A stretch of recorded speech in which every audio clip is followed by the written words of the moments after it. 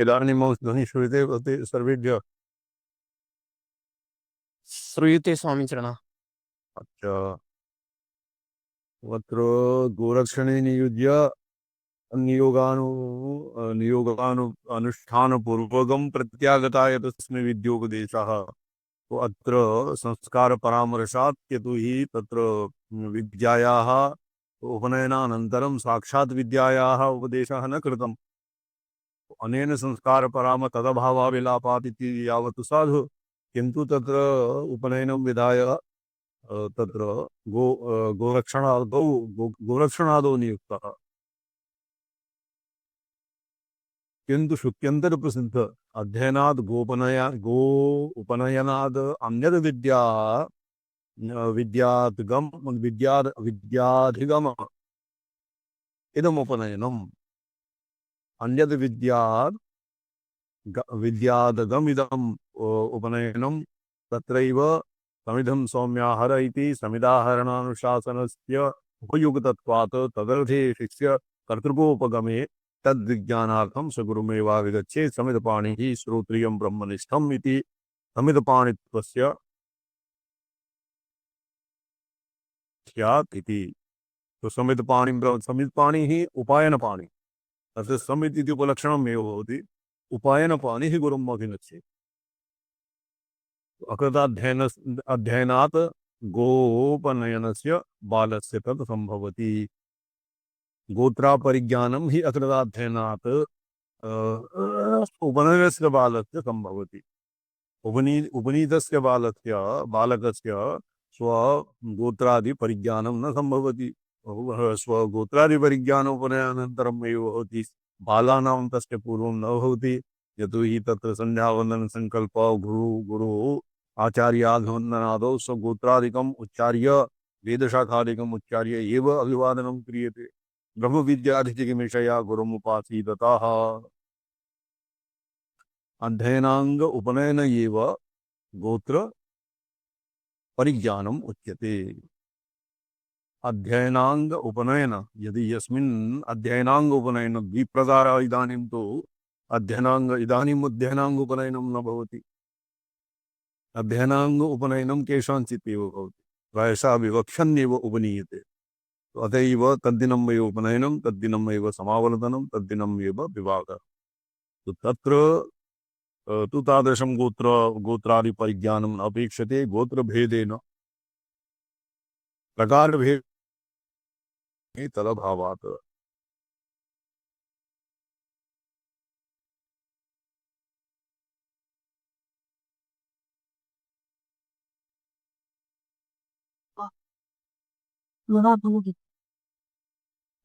अध्ययनोपनयन समिद उदाहरणं तत्र केवलं श्रुतन्त्रे लिखितं गुरुं समितपाणिः श्रोत्रियं ब्रह्मनिष्ठं। समितपाणिः उपायनपाणिः काष्ठमात्रं नहि। समितपाणिः यतो हि गुरवः कैषा अग्निहोत्रिणः भवन्ति। अग्निहोत्रार्थं काष्ठ समित् इति नामधेयः आदाय तत्र गच्छेत्। यद्वा समितपाणिः और सांप्रदायिकेषु ग्रन्थेषु ये दधिपूर्ण पात्रं सर्षप दूर्वा सर्षपादि मांगल्य द्रव्य पूर्वकं गुरूणां समर्पयेत् एवं लिखितं। तदनन्तरम् उपसदनवाक्यं भवति इति अधीः भगवो ब्रह्म इत्यादि भवति उपसदनवाक्यम्। अत एव अग्निचयनाङ्गकृतो भूत एव वर्षति न धावेद इत्यादि अग्निचिद्व्रतानि न तु अग्निचयन संस्कार मात्रे भूत इति निर्णीतं पूर्वतंत्रं क्रमलक्षणे। एवं च उपनयने सति उपनीतकर्तृके अध्ययने निवृत्ते तदीयाचार्यस्तमावर्तनात् प्राग गुरुदक्षिणातया महतीं शुश्रूषां कृत्वा तथा शुद्धान्तः करणः काञ्चन ब्रह्मविद् इति अभिप्रायेण। तो उपनयनानन्तरं वेदाध्ययनं विधाय तदनन्तरं ब्रह्मविद्यायाम् उपनिषद् ब्रह्मविद्यायां सर्वेषाम् अधिकारः न भवति। तत्र आचार्यप्रसादनपूर्वकम् एव यम् आचार्यः यस्य उपरि यम् अनुगृह्णाति तस्यैव ब्रह्मविद्यायाम् अधिकारः भवति।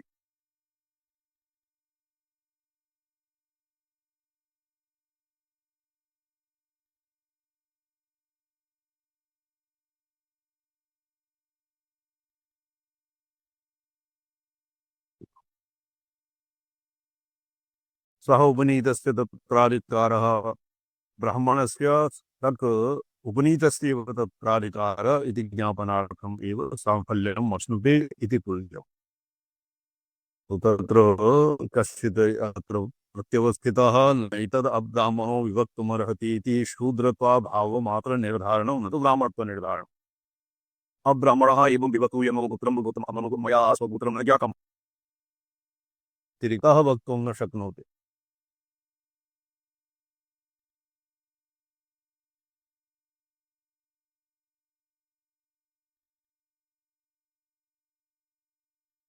यद् ब्राह्मणाश्च अब्राह्मणाश्च प्रश्नमेयाताम् इत्यत्र क्षत्रियादिवर्णत्रय साधारण्येन तत्प्रयोगदर्शनात् च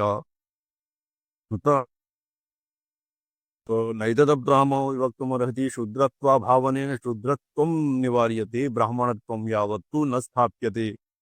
उच्यते कि मातरं प्रति ब्राह्मण्य नियतगोत्र प्रश्नस्य विशिष्य ब्राह्मण्य निर्धारण विशिष्य ब्राह्मण्य निर्धारण हेतुत्वेन ततः शूद्रात्मा भावना मात्र निर्धारणो उक्ति अयोगात्। तो मातुः यतो हि माता शुश्रूषादो निरताः तयापि न ज्ञातं तो तेन आचार्येण स्वतः एव एवं एतत्तु केवलं ब्राह्मणा एव एवं वक्तुं शक्नुवन्ति अन्येन हि एवं कृत्वा तं उपनिन्ये अर्थात् तस्य उपनयनादिभिः संस्कारयित्वा तं गोरक्षणादौ नियुक्तवान्।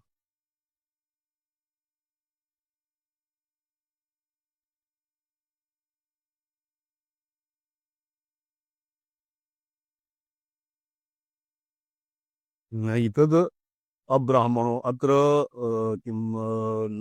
किन्तु न सत्यादगा इति उच्यमानं नाहं गोत्रं वेद न मे माता अपि माता जाबाला सत्यकामो अहमपि गोत्रं न जानामि मम माता अपि न जानामि तथा भूतार्थवादित्वं रूपं सत्यवचना अनतिक्रमण न सत्यादगा इति ब्राह्मणस्य वर्ण्यमाना निर्धारणं सत्यवचनात् अनतिक्रमणं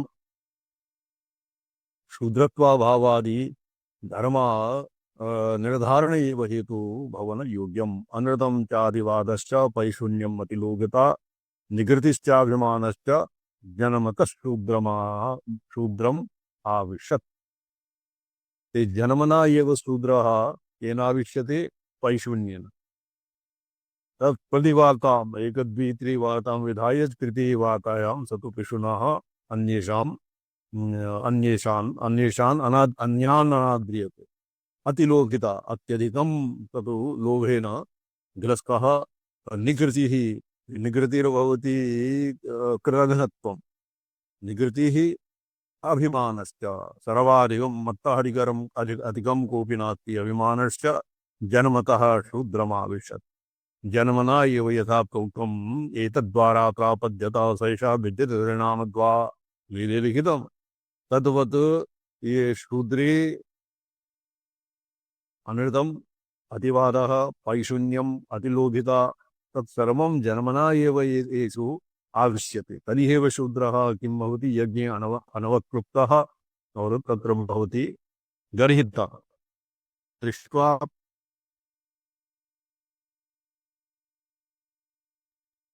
पितामह शूद्रं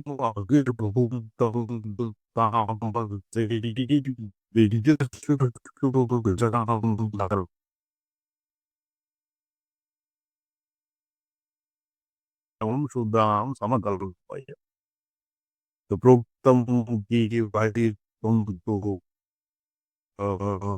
तामसेहि यद्दीर्घ अभिभूतः मम अमेकशिष्टं चाद्गर्वर्ण्यं मया सृष्टं तो द्विजशुश्रूषणे धर्मे शूद्राणां समकल्पयत इति न तु न शास्त्रज्ञानेऽधिकृताः न तु येभ्यः क्षत्रियादिवत् युद्धे इमे युद्धे वीराः सन्ति न तु आढ्याः और स्वयं यतो अन्येषां त्रैवर्णिकानां शुश्रूषायां शूद्राः समकल्पयत् न सन्ति तामसा वा मायाः शूद्राणां द्विजसेवनात्। तेन किं भविष्यति? तो तत्र पौपनिखानकन्यायेन यत् तेषाम् अनृतम् अतिवादः, वैशून्यम्, अतिलोभः, निकृतिः, अभिमानः तत् सर्वं द्विजानां सुष्ठुतया अपगमिष्यति। तदनन्तरं न सन्ति तामसामयाः शूद्राणां द्विजसेवनात् इति अनृतत्वादि नैतद् अब्राह्मणो विभक्तुमर्हति समिदं सौम्येर्याः शूद्रेषु वदिष्यते। एवं च साधारणस्यापि अब्राह्मणशब्दस्य अत्र हेतुवचनानुसारेण अत्र अत्र विशिष्य शूद्रे तात्पर्यस्य इष्टव्यम्। हेयत्वावचनात् तस्य कोऽर्थः? अस्य वृत्तिः जानाति कश्चित्?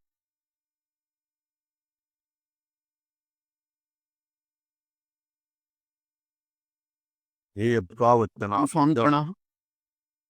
हेतुवचनात्। अच्छा, हेतुवचनानुसारेण विशिष्य शूद्रे तात्पर्यम् इष्टव्यम्। अतः पूर्वसूक्ते लिङ्गेन काचित् न भवति। प्रत्युत एतदमपि विद्याधिकारणशूद्रत्वाभावनिर्धारणं शूद्रस्य विद्यानधिकारे लिङ्गान्तरम् अभिप्रेत्य सूत्रं व्याचष्टे न ये जातः न ये हेतुवचनान् अब्राह्मण शब्दस्य हेतुवचनानुसारेण अत्र विशिष्य शूद्रे तात्पर्यम् अन्वेष्टव्यम्। अब्राह्म इत्युक्ते शूद्र एव तावत् शूद्रे तात्पर्यं भवति इति ज्ञातव्यम्। अतः पूर्वोक्तसूत्रे लिङ्गे न काचित् अनुपपत्तिः इत्यादि पठ्यते। प्रत्युत एतदमपि विद्याधिकारेण शूद्रत्वाभावनिर्धारणं शूद्रस्य विद्यानधिकारे लिङ्गान्तरम् अधिप्रेत्य सूत्रं व्याचष्टे नैतदब्राह्मणः विवक्तुमर्हति। ब्राह्मणव्यतिरिक्तः कस्यापि कीदृशं सामर्थ्यं नास्ति यत् गुरोः पुरतः गोत्रादिविषये किमपि अन्यथा भूयात्। अग्रे भवतः पठ्यते, अग्रे त्वया पठ्यते।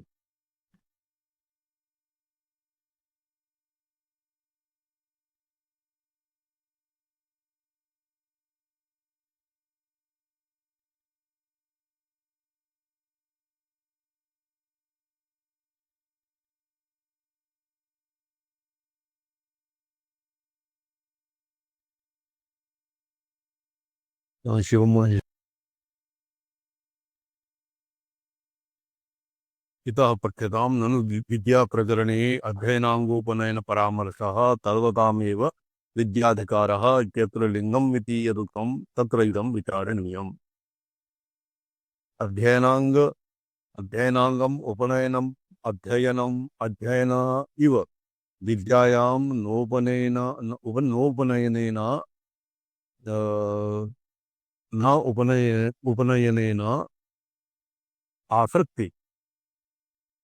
आसक्तिद्वारोपयुज्यते। अध्ययनाङ्ग उपनयनम् अध्ययन इव विद्यायां नोपनया न उपयुज्यते। तदर्थस्य विद्योपदेशकाले कर्तव्यस्य विद्याङ्गोपनयनस्य तत्त्वात्।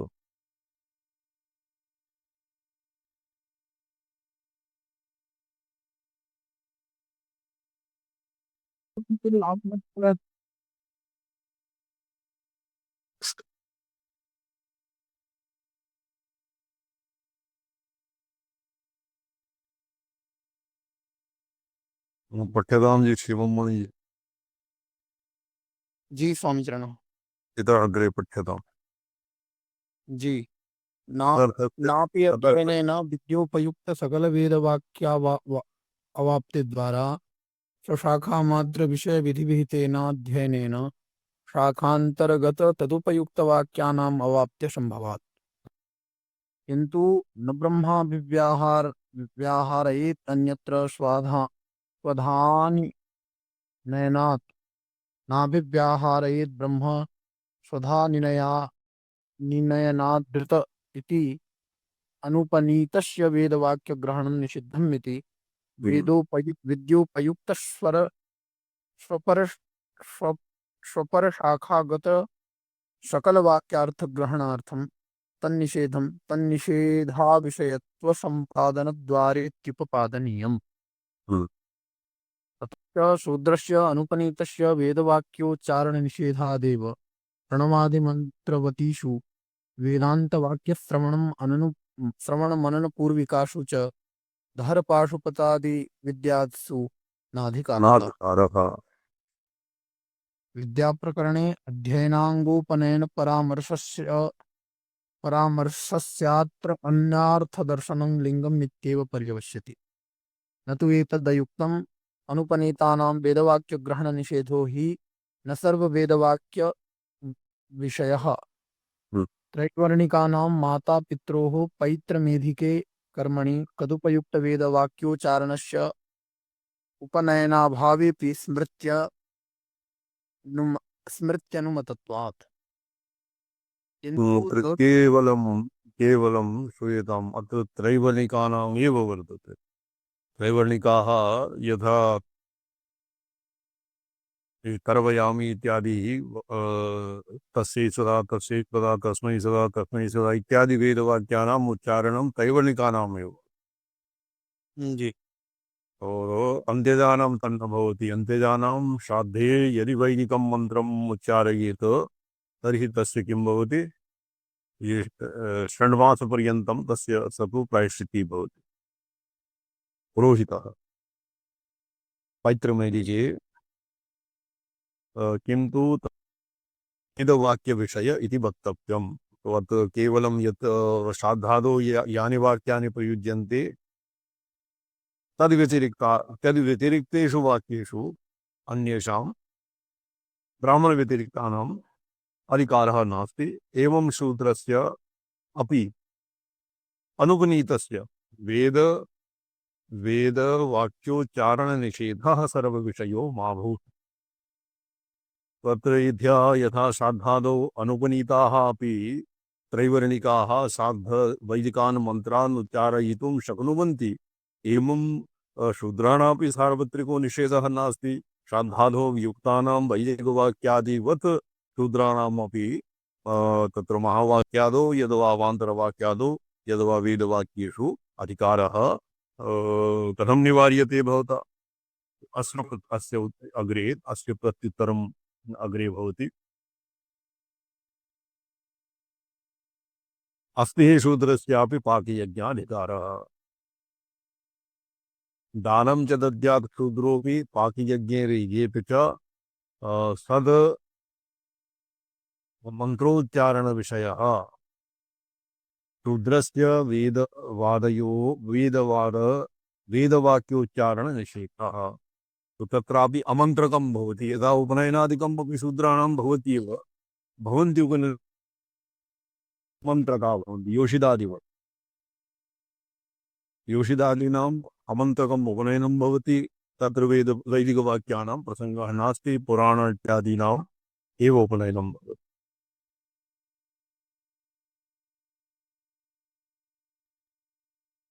उपनयनार्थत्वात् उपनयनस्य च अध्ययनार्थत्वात् अनवार्थप्रवृत्तं तल्लिङ्गद्वयं मुक्त्यर्थितत्वेन सामान्यतः प्राप्तस्य शूद्राणां विद्याधिकारस्य न व्यावर्तकम् इति शङ्का उत्तरत्वेन सूत्रेण अवतारयति। ननु इति तो तत्र श्रवणाध्ययना अर्थ प्रतिषेधात् प्रार्थने सूत्रे संस्कार परामर्शात् तदभावाभिलापात् च तदनन्तरं श्रवणाध्ययनार्थ प्रतिषेधात्। तो श्रवण अध्ययनार्थ अत्र संस्काराभावात् शूद्रादीनां श्रवण अध्ययनार्थ प्रतिषेधः वर्तते। अतएव शूद्रस्य वेदवाक्यश्रवणः निषिध्यते। तस्मात् शूद्रसमीपे नाद्येतव्यः। शूद्रस्य अनुपश्रण्वतः कृतो अध्ययनादि प्रसक्तिः। शूद्रस्य शृण्वतः अध्ययने अनाध्ययनजन्यपातकं भवति। स्मृतिश्च पुरा आसीत् यदि येषु केचन पक्ष्यवस्थिताः येषु विद्वांसः तो भवता कथं ज्ञातं? तो मया छलेन श्रुतम्। अतएव येषां पुरतः स्मरादीनां शास्त्रे किं लिखितं किं न लिखितम् इति येषु शृण्वधसु किमपि नाधीयेत एवं नियमः वर्तते। अच्छा जी, बॉबी जी वर्तते, बॉबी वर्तते। जी स्वामी जना। पञ्चवाहगतशक्तिलक्षणैः पंचवाहगतशक्तिलक्षणैः तन्मुखैरखिलमर्धमण्डलम् तन्मुखैरखिलमण्डलम् गृह्णति मयि निवेश्य चण्डिके गृह्णति गृह्णति मयि निवेश्य चण्डिके गृह्णति मयि निवेश्य चण्डिके या करोषि सहजं तवात्परम् या करोसि सहजं तवात्परम्। तवात्परम्। जी तवात्परम्। ये सहजाध्वर इत्यस्य ह्यः अस्माभिः व्याख्यानं कृतं। तव सहजम् अध्वरं करोति कः त्वयि मयि निवेश्य चण्डिके सम्पूर्णम् अखिलार्धमण्डलं पंच प्राणादीन मयि निवेश्य और आत्मानं त्वयि यत् निविश्यते मयि निवेश्य चण्डिके या करोषि तत्सर्वं मयि प्रविलाप्य अहं च त्वयि प्रविलीनः एवं सहजं तवात्परं करोमि। अद्व तत्र यज्ञयाग उपस्करणानि सृगस्रुवा प्रोक्षणी प्रणीता इत्यादि यज्ञोपस्करणानि उपस्करणानां विनापि यः सहजं स्वात्मयाग भवति स्वात्मयागं करोषि एवं स्वात्मयागं भवति स्वात्मयागं करोति। अत्र त्रिविधतापहाराय न कोऽपि दृष्टोपायः प्रभूतं प्रभुतां धत्त इति शक्तिराशयणी इति स्तौति। एवं त्रिविधतापाः पुरा प्रोक्तं पूर्णिमा अपि अहः मेन तापः। त्रिविधतापानाम् उपशमः यथा भगवत्याः सिद्धचक्रस्य पूर्णाहन्तायाः स्पारः चित् यत् चमत्कारेण आनन्देन आनन्दस्य संप्लवेन यथा त्रिविध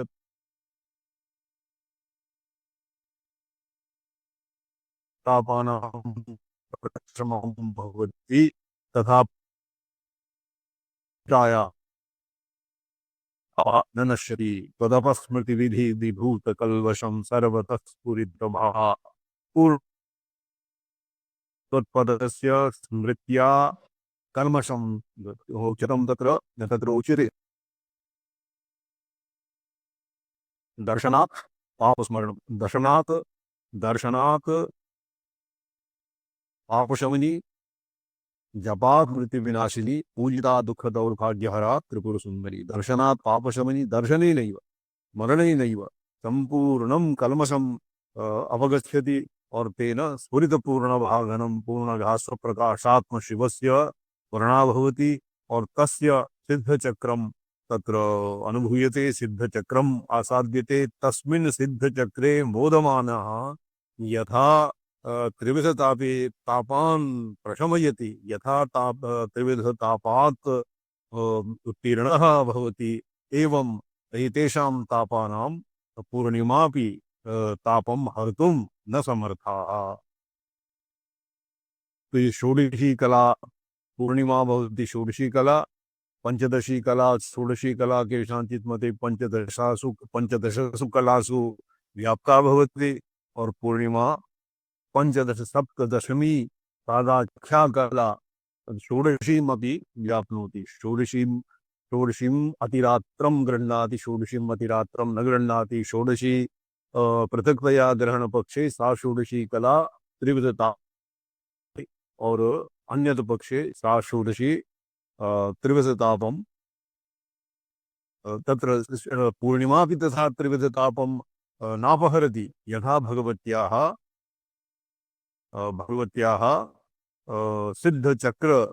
सिद्धचक्र भावं प्राप्तं पूर्णाहन्तायाः स्मारः तापान् नाशयति।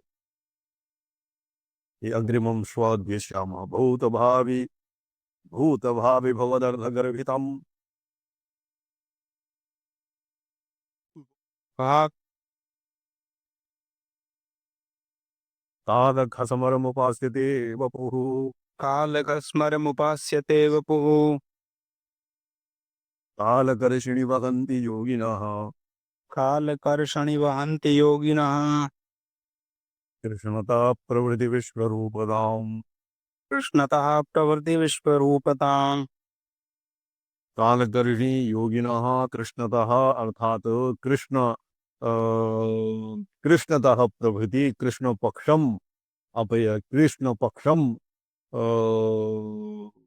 आरभ्य विश्वरूपताम कालकर्षिणी बहन्ति कालकर्षिणी ये संबुत्यंतम वर्तते योगिनः कृष्णतः प्रभृति विश्वरूपताम कृष्णतः सर्वा प्रकारा सांभवी मुद्रापि तस्मिन्नपि द्विप्रकारः भवति एकः प्रतिपत् मात्रं भवति द्वितीयः मा भवति तृतीयः पूर्णायाः पूर्णिमायाः स्मारः भवति तो तत्र कृष्णतः अर्थात सर्वाभाव इदन्तायाः अभावरूपो या कृष्णता ततः प्रभृति विश्वरूपताम् अर्थात विश्वरूपताम् कालकर्षिणी भगवती महति अर्थात कालकर्षिणी विश्वाकारं विभर्ति तत्वात्मकं विश्वम विश्वात्मकं कलेवरम आसादयति और भोगभावी त्रिकालावाच्यत्व त्रिकालाबाध त्रिकालांतरवर्ती यत्किमपि कालस्य घस्मरं रूपं संपूर्णम् आत्मसात् कर्तुं यत् शरीरं भवति तादृशं शरीरं कालकर्षिणी भगवती वहति और संपूर्णं कृष्णतः सर्वथा अभाव रूपताम आरभ्य और सर्वत्र भाव रूपाम स्वात्मानं प्रदर्शयति आस्वात्मानं ज्ञापयति भक्तानां प्रति ओम नमो हम पदार्थाय लोकादान दिवे सच्चिदानंद रूपाय शिवाय परमात्मने ओम नमः शिवाय सततं पंचकृत्य विधायिने चिदानंद घन स्वात्म परमार्थावभातिने नभ्यो नमः। नमो नारायण। ओम नमो नारायण